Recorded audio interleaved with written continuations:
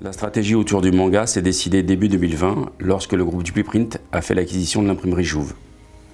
Dès le départ, la synergie entre les deux entreprises nous a semblé évidente. Nous avons choisi de capitaliser sur les compétences industrielles des équipes de Mayenne, qui sont particulièrement reconnues pour la production de manga. L'avenir nous a donné raison. Aujourd'hui, Dupli-Print est devenu le premier imprimeur français de manga, avec environ 7 millions d'exemplaires imprimés en 2025. Ce succès résulte du travail des équipes, des nouveaux investissements et de la confiance de nos clients à qui nous laissons la parole. Alors le manga en France depuis quelques années a connu une très grosse évolution. On a eu à partir de 2019, disons, jusqu'à l'année dernière, une période d'euphorie, c'est-à-dire de croissance effrénée telle qu'on n'en avait jamais vu, avec des ventes en très forte hausse, aussi une multiplication du nombre de titres et aussi une multiplication du nombre des acteurs éditoriaux du manga. Je pense que c'est lié notamment à l'apparition des plateformes de streaming généralistes qui ont investi le créneau de l'animation japonaise, qui a permis de faire découvrir la pop culture japonaise et donc le manga à un public toujours plus large qui s'est tourné vers le manga papier ou numérique après s'y être initié avec l'animation.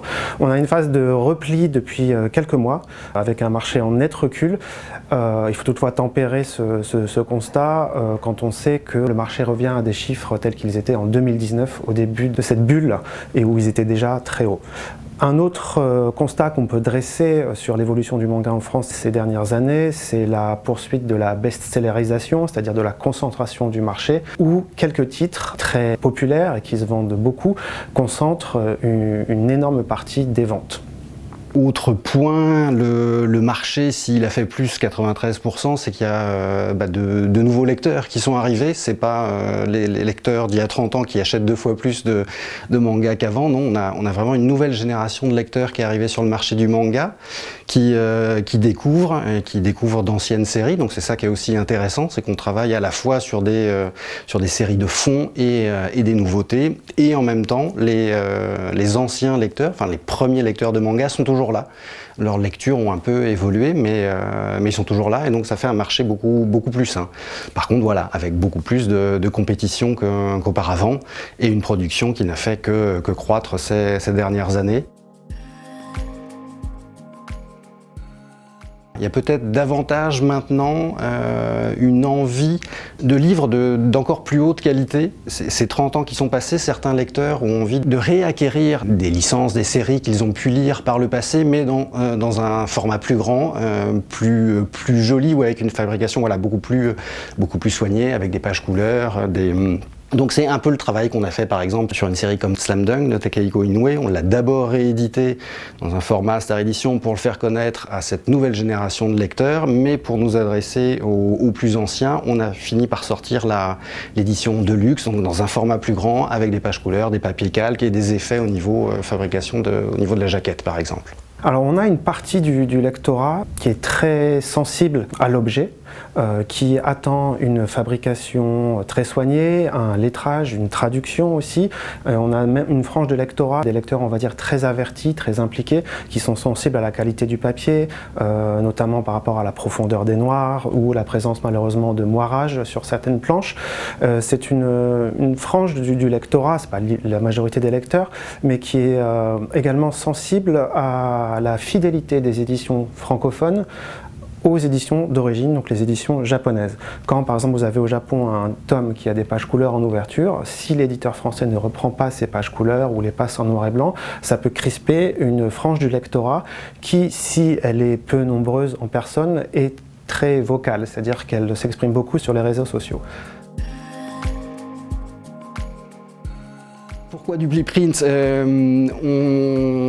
On doit diversifier les imprimeurs avec qui on travaille, nos partenaires, pour être toujours plus réactifs, pour toujours pouvoir proposer des livres de qualité en termes de qualité d'impression, de façonnage, de pose de jaquette, des effets qu'on peut proposer sur les livres. Donc c'est important de nous diversifier là aussi et d'avoir des partenaires fiables sur lesquels on sait qu'on peut avoir une exigence de qualité et qui nous accompagne dans cette démarche.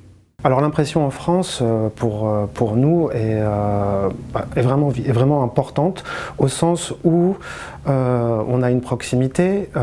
Tout simplement, il est très facile de communiquer avec un imprimeur comme Dupliprint par exemple, ce qui facilite énormément de choses, ce qui permet de la souplesse, ce qui permet également d'avoir une plus grande réactivité sur le marché. Je pense aux réimpressions, je pense à la pose de bandeaux, ou ces petites particularités qu'on imagine pour la promotion de nos livres et donc pour lesquels il est vital, je crois, j'en suis convaincu, d'avoir un interlocuteur, un imprimeur en l'occurrence, basé en France, avec lesquels on partage des codes, des habitudes, mais aussi une expérience de plus en plus longue et de plus en plus fructueuse.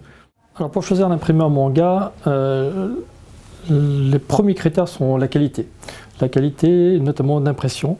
Dans le manga, on recherche un noir profond sur l'intérieur et c'est la première qualité qu'on demande à un imprimeur. Après, il faut aussi que la production puisse suivre, notamment au niveau du façonnage et de la pose de la jaquette. Donc une jaquetteuse est un matériel nécessaire pour tenir les plannings et la production. Après, on demande aussi beaucoup de choses au niveau synchro entre l'éditeur et l'imprimeur, sur une fluidité de la communication entre les fabricants notamment. Le partenariat avec Dupliprint, c'est véritablement un partenariat. On demande beaucoup de communication, on demande beaucoup de vérité. On n'aime pas qu'on nous cache des choses, on n'aime pas qu'on nous montre. On veut avoir une réactivité, on veut avoir la vérité. C'est comme ça qu'on peut prendre les bonnes décisions et qu'on peut avancer sur les productions et les plannings qui sont à venir. Parce qu'en fait, on a des plannings qui sont mouvants, très souvent, des mois qui sont sans production, des mois qui sont avec une très forte production.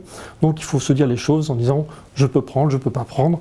Voilà, soyons honnêtes les uns envers les autres. Et c'est comme ça qu'on arrive à avoir un fort partenariat avec eux.